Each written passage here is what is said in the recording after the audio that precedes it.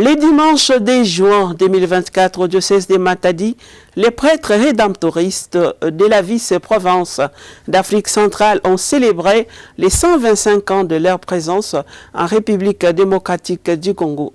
Son éminence Fridolin Cardinal Ambongo a présidé l'Eucharistie d'action des grâces à la paroisse Sacré-Cœur de Mbazangongo. Pour revivre cet événement de l'Église qui a fait l'actualité des week-ends, nous vous proposons de suivre ces reportages. Aujourd'hui, l'Église universelle célèbre la solennité du très saint sacrement du corps et du sang de notre Seigneur Jésus-Christ. C'est dans l'allégresse que nous célébrons aujourd'hui ici, à Mbazangongo.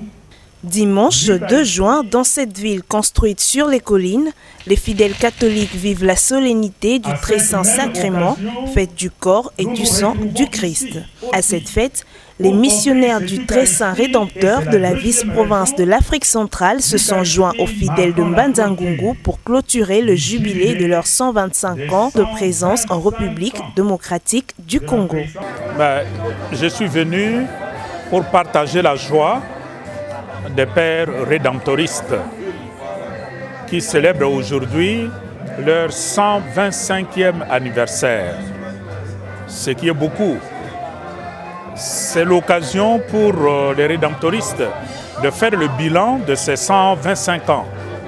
Et dans mon message, je les ai félicités, je les ai remerciés pour le service rendu au diocèse de Matadi. La grande célébration qui marque la clôture de cette année jubilaire se tient ici, dans la ville de Mbazangongo, célébrée par Fridolin Cardinal Ambongo, capucin, archevêque métropolitain de Kinshasa, a connu la participation de Monseigneur André Giroux Pindi, évêque de Matadi, Monseigneur Crispin Kimbeni, évêque de Kisantu, et Monseigneur Donatien Bafouidine Soni, évêque d'Inongo. Il n'y a pas d'église, dans l'église il y a nécessairement des religieux et des religieuses. Donc la vie consacrée fait partie de l'église. Et dans les diocèses, comme chez nous, la présence des religieux apporte quelque chose d'autre par rapport à la spiritualité, par rapport à la manière de faire l'apostolat. Et je pense que la vie religieuse est encore et plus que nécessaire dans l'église aujourd'hui. Saint Alphonse, Marie-Alphonse de Ligorie, est un religieux rédemptoriste, mais dans l'histoire de l'Église, on dit que les rédemptoristes sont des jésuites de campagne. Donc moi je suis jésuite, je me considère aujourd'hui dans la campagne, et alors je suis venu voir mes frères, les rédemptoristes qui sont des jésuites de la campagne.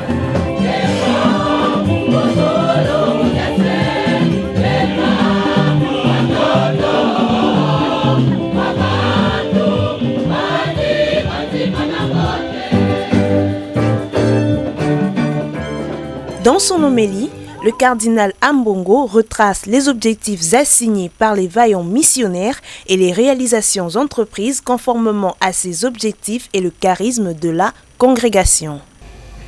Chers frères et sœurs dans le Seigneur, c'est un choix heureux que de célébrer ce jubilé en ce dimanche de la solennité du très saint sacrement. En effet, le jubilé constitue un appel à se renouveler dans l'alliance avec Dieu. Or, l'Eucharistie est célébration de cette alliance. En cela, l'Eucharistie est la source, le centre et le sommet de tout apostolat. Cette congrégation, mes chers rédemptoristes, avait pour charisme initial l'apostolat auprès des pauvres dans les campagnes napolitaines, le souci de pauvres. En effet, saint Alphonse de Ligorie avait voulu que chaque rédemptoriste soit un homo apostolicus. C'est à l'aune de votre dynamisme apostolique, chers pères rédemptoristes, que ce jubilé vous a offert l'opportunité de vivre une année sainte de discernement, de renouveau et de retour aux sources, retour à vos sources alphonsiennes. C'est à cela que sert le jubilé, permettre de retourner aux sources. Ces temps de jubilé étaient pour vous un temps d'action de grâce et de reconnaissance vis-à-vis des pionniers de votre congrégation au Congo. Une série d'allocutions couronne cette célébration, commençant par celle du père général de la congrégation qui, sans doute, a loué le leadership du vice-provincial de la RDC. C'est également un moment de valoriser l'évangélisation et aussi de prendre conscience de notre responsabilité dans une bonne évangélisation. Célébrer ce jubilé, c'est rendre grâce, mais également renouveler notre élan missionnaire. Père Jean-Robert, merci pour le travail de leadership et que Dieu t'aide à toujours être un pasteur qui guide les confrères, un pasteur qui les unit pour la mission. Plusieurs délégations se sont déplacées pour vivre ce moment d'action de grâce. Elles sont venues des diocèses voisins et même de l'étranger. Laïcs, prêtre et consacré, même un évêque, Monseigneur l'évêque de Kinkala du Congo-Brazzaville, où les rédemptoristes rendent service. Le père Jean-Robert Diabanda Louindula, supérieur provincial de la congrégation, oriente son allocution sur l'apport de toutes ces personnes dans l'accomplissement de leur mission. 125 ans de présence missionnaire au Congo, c'est l'âge de la grande maturité qui nous place en même temps en face de plusieurs défis pastoraux durant les 125 prochaines années, en tenant compte de nos priorités missionnaires et apostoliques que vous pouvez découvrir dans la petite brochure mise à votre portée. Et cela exige de notre part un nouveau dynamisme pour marquer la différence. Par ailleurs, le défi de l'autonomisation de la vice-province et de nos communautés, le défi de la prise en charge de la formation, de la santé et de la vieillesse des confrères exige de nous, rédemptoristes congolais, beaucoup d'efforts et de sacrifices, faisant appel à la communion d'esprit, au souci du bien commun et à une gestion transparente de tout ce que nous avons en commun.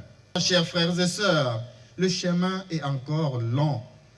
Et nous avons grandement besoin de vos prières pour que chacun de nous reste fidèle au charisme et à la spiritualité de notre congrégation et ne puisse pas céder aux tentations évoquées par le pape François en termes de défis. Il s'agit, entre autres, de la médiocrité spirituelle, du confort mondain, de la superficialité et encore de l'individualisme que malheureusement le monde d'aujourd'hui nous présente comme modèle de vie à imiter. Un laïc rédemptoriste a aussi adressé quelques mots à cette occasion. La congrégation a beaucoup de missions en grande majorité dans ce diocèse de Matadi. Monseigneur Giro Pindi, ordinaire, souligne l'apport de cette congrégation dans l'expansion de l'évangile. Moi, je suis content de leur présence ici. Je sais que maintenant, ils vont aussi un peu ailleurs. Mais leur présence est importante, puis c'est eux qui ont fondé l'histoire de ces diocèses de Matadi. Et ils ne peuvent pas tout abandonner. Moi, je suis content qu'ils soient encore avec nous et qu'on collabore comme il faut. Mais je vais leur demander aussi, puisqu'aujourd'hui ce sont des jeunes rédemptoristes, ils n'ont peut-être pas les mêmes ailes apostoliques que leurs pères, les premiers blancs, je vais leur demander de retrouver ces ailes pour continuer vraiment à aller vers les pauvres. Parce que je peux le dire ici, la tendance souvent qui arrive maintenant dans les congrégations des religieux, c'est de s'implanter dans des grandes villes et d'abandonner les villages. Le père Léon de Saint-Moulin l'avait dit, il dit il ne faut pas que les congrégations suivent les chemins des richesses. Il faut suivre les chemins de la pauvreté pour aller vers les gens. Donc moi, je les encourage, dans les temps qu'ils vont encore collaborer avec moi, de rester très ancrés dans nos villages pour les pauvres.